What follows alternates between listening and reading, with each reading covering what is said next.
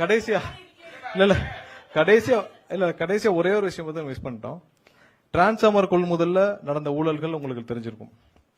அதே பேட்டர்ன்ல நம்ம தேடிட்டு இருந்த விஷயங்கள்ல கண்டக்டர்லயும் 9 டெண்டர்ல சுமார் 1000 கோடி 1028 கோடி அளவுக்கு 9 டெண்டர்ல முறைகேடுகள் கண்டுபிடிக்கப்பட்டு விசாரணைக்கு உத்தரவிடப்பட்டுள்ளது. விரைவில் வழக்கு பதிவு செய்யப்படும்.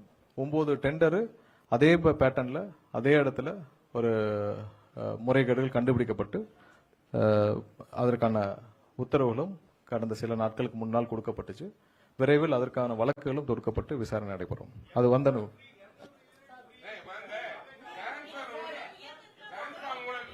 ஏன்னா ஒன்னா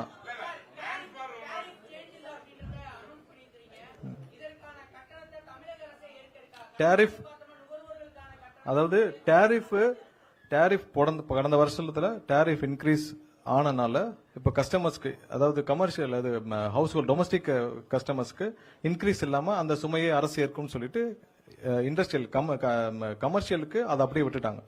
சோ அது நம்ம தான் இப்ப ரைஸே பண்ண போறது இல்லையா, நம்ம தான் இன்க்ரீஸே பண்ண போறது இல்லையா, அப்புறம் எதுக்கு அது கடன் சுமையாக ஏறும்? அது சுமையெல்லாம் ஏறாது. நம்ம இன்க்ரீஸ் பண்ணல. போன மாசம் என்ன டேரிஃப் இருந்துச்சோ அதே டேரிஃப் கண்டினியூ ஆகும். இந்த வருஷத்துக்கான ஒரு டேரிஃப் சேஞ்ச் இருக்குல்ல, அந்த 3.58% அது பண்ண போறது இல்ல. கடந்த வருஷம் 3.31% பண்ணிருக்காங்க. அது பண்ணிருக்காங்க. நம்ம அந்த மாதிரி எதுவும் பண்ண போறது இல்லையா, அதை ஸ்டாப் பண்ணிருக்கோம்.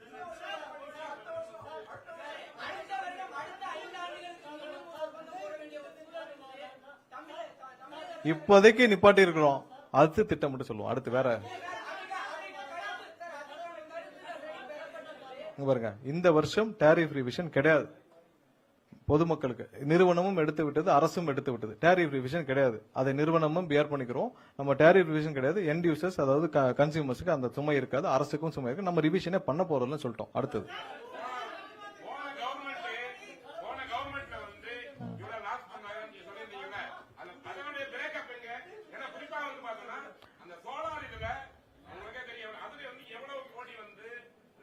முறைகேடாக சோலார் பேனலுடைய அப்ளிகேஷன்ஸ் ப்ராசஸ் செய்யப்பட்டு முறைகேடாக ஆயிரக்கணக்கான மெகாவாட்டுகள் கொடுக்கப்பட்டது. அதோடைய மொத்த அசஸ்மெண்ட் எடுத்துட்டு இருக்கோம்.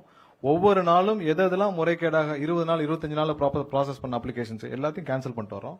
யார் யார் மேலாம் சந்தேகம் இருக்குதோ, லோட் ஃப்ளோ இல்லாமல் பண்ணவங்கலாம் அங்கே நிறுத்தி வைக்கப்பட்டுள்ளது.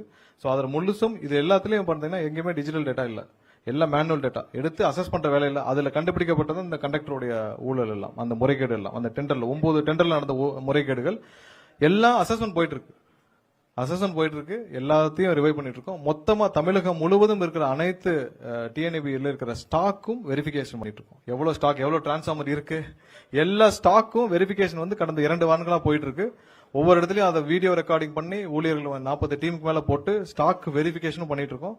அனைத்தும் வெரிஃபிகேஷன் பண்ணிட்டு இருக்கோம். அனைத்தும் பண்ற வேலையை நடந்துட்டு இருக்கு.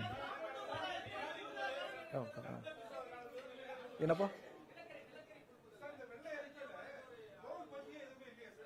இல்ல தெர்மல் எப்படி, தெர்மல்ல எப்படி ஃபங்க்ஷன் ஆகுது, அதோடைய செலவினங்கள் எல்லாம் காட்டிட்டோம். அதுக்குள்ள அடைக்கிறோம். தெர்மல் பவர் பிளான்டோடைய எக்ஸ்பென்ஸ், அதோடைய ரெவன்யூ எல்லாம் காட்டிட்டோம். அதுக்குள்ள அதோடைய எக்ஸ்பென்ஸ் இருக்கும். நம்ம கோல் வந்து ஒரு சில தெர்மல் பிளான்ட்டுக்கு தான் நம்ம இம்போர்ட் பண்றோம். மத்த எல்லாமே இங்க டிஎன்பிஎல் நம்ம என்டிபிசி மூலமா தான் நம்ம பர்ச்சேஸ் பண்றோம். எதெல்லாம் சந்தேகம் இருக்கு அதெல்லாம் நிறுத்தி வைக்கப்பட்டிருக்கு. அடுத்தது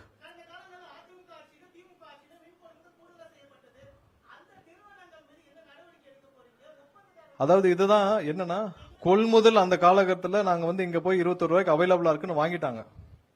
சரியா? இது வந்து கடந்த ஆட்சியில 58,000 கோடி அளவுக்கு முறைகேடாக கொள்முதல் செய்யப்பட்டதுன்னு சொல்லிட்டு 2020-21 ஆண்டுகள்ல இருக்கிறது 58,000 கோடி அளவுக்கு இருக்குன்னு தெரியும். சோ அது வந்து ப்ரொக்யூர் பண்ண இடத்துல நீங்க டாக்குமெண்டடா சரியாக விஞ்ஞான ஊழல் செய்தவர்களுக்கு டாக்குமெண்டடா சரி பண்ணி செய்ய தெரியும். அதையும் மீறி ஒரு சில இடத்துல இருக்க கேப்ல தான் அந்த கண்டக்டர் மாதிரியான விஷயங்கள் நம்ம பிடிக்கிறோம். எங்கெங்கெல்லாம் வந்து அவங்க வந்து விஞ்ஞான முறையில் தெளிவாக 50 ஆண்டுகளா செஞ்சவங்களுக்கு இப்பயும் செய்ய தெரியாதா, அதுலயும் மிஸ் பண்ற விஷயங்கள் அந்த டிரான்ஸ்ஃபார்மர் ஊழல், இந்த கண்டக்டர்லாம் சின்ன விஷயங்களை பிடிச்சிருக்கும். கண்டிப்பா எல்லாத்தையும் அவங்களும் விசாரிச்சுட்டு இருக்காங்க. அதில் முறைகேடு இருக்க அனைத்தையும் வழக்கு பதிவு செய்யப்பட்டிருக்கு. அதெல்லாம் செய்யப்பட்டும் வரும். வேறதான் என்னப்பா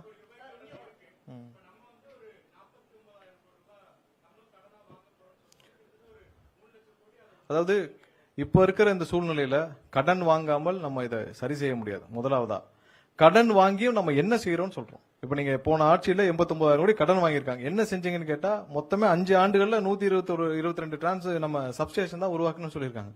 நம்ம இந்த 49,000 கோடியை நம்ம எப்படி செலவு பண்ண போறோம்னு காட்டியிருக்கோம். சோ இப்போதைக்கு நம்மளுடைய மக்களுக்கு, இந்த எண்ட் யூசருக்கு, இங்க இருக்கிற தமிழக மக்களுக்கு தேவையான இந்த மின் உற்பத்தியில அவங்களுக்கு மின் பகிர்மானத்துல டிஸ்ட்ரிபியூஷன்ல ப்ராப்ளம் இல்லாம இருக்கிறதுக்கு இதை சரி பண்றதுக்கான வேலைகளை செய்வோம். அதை எப்படி யூட்டிலைஸ் பண்றோம்னு செய்வோம். அதே நேரத்தில் பேரலால நம்ம வந்து ரெவன்யூவும் இன்க்ரீஸ் பண்றதுக்கு ஆல்டர்னேட்டிவ் ரெவன்யூ சோர்சஸ் பார்க்கணும். சோ இது ஒரே ஒன்றை மட்டும் நம்ம பேஸ் பண்ணி போனோம்னா, ஏன்னா நம்ம வந்து விவசாயிகளுக்கு டொமஸ்டிக் இது எல்லாத்துக்கும் நம்ம சப்சிடி கொடுக்குறோம். சோ அது கண்டிப்பா நம்ம வந்து கண்டிப்பா இந்த அரசு அதை கடைபிடிக்கும். அதுல எந்த மாற்று கருத்தும் இல்லை. அதே நேரத்தில் ஆல்டர்னேட்டிவ் ரெவன்யூ சோர்சஸ் பார்க்காமல் நம்ம இதை மட்டும் போயிட்டே இருந்தோம்னா செலவினங்கள் அதிகமாக தான் இருக்கும். அந்த 2001, 2006, 2006, அந்த இதில் ஆவரேஜ் பாத்தீங்கன்னா ஆவரேஜா தான் இருக்கு. பட் கடந்த 5 ஆண்டுகள் இதோடைய இன்க்ரீஸ் பாத்தீங்கன்னா ரொம்ப ஹியூஜ் இன்க்ரீஸ். அதுக்கான இன்ஃப்ராஸ்ட்ரக்சர் எதுவும் செய்யப்படலன்னு நம்ம சொல்லியிருக்கோம். நம்ம இப்போ வர்ற காலங்களில் இது எப்படி மீட்டெடுக்க போறோம்னு சொல்லியிருக்கோம். கண்டிப்பா நம்ம வந்து இந்த 49,000 கோடி இப்போ எப்படி செலவு பண்ண போறோம் அப்படின்னு சொல்லிட்டோம். அடுத்து வர்ற ஆண்டுகள் இந்த கடனையும் நம்ம வந்து ஒவ்வொரு வருஷமும் அந்த ரீபேமெண்ட் பிரின்சிபலி ரீபே பண்ணி தான் பண்ணிட்டு இருக்கோம். சோ அதை மீட்டெடுக்கும் வேலைகளையும் நம்ம கண்டிப்பா பண்ணுவோம். இப்போதான் இதுக்கான வேலைகள் துவங்கப்பட்டிருக்கு. இதை மீட்டெடுக்கும் வேலைகளை துவங்கும்.